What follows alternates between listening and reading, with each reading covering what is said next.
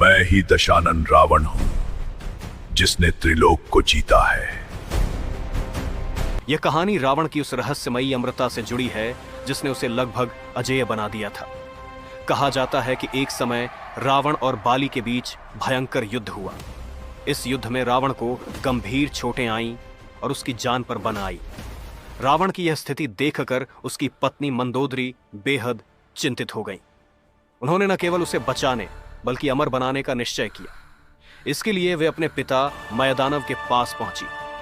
मयदानव ने बताया कि अमृत चंद्रलोक में सुरक्षित रखा गया है, जहां तक पहुंचना अत्यंत कठिन है। उन्होंने मंदोदरी को विशेष शक्ति दी जिससे वह चंद्रलोक पहुंच सकी। वहां अमृत कलश शक्तिशाली ऊर्जा, विषैली गैसों और अग्नि से घिरा हुआ था। लेकिन एक अवसर ऐसा था जब अमृत तक पहुंचा जा सकता था। चंद्रदेव वर्ष में एक बार शरद पूर्णिमा के दिन उस कलश को बाहर निकालते थे। उसी क्षण का लाभ उठाकर मंदोदरी ने अमृत की कुछ बूंदें प्राप्त कर लीं। देवताओं को जब इसका पता चला तो उन्होंने मंदोदरी का पीछा किया।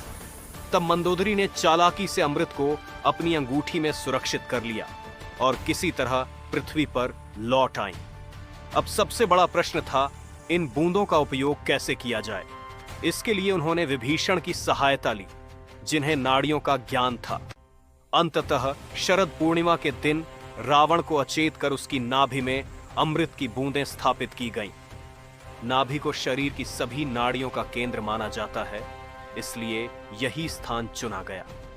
यही कारण था कि रावण लगभग अमर हो गया।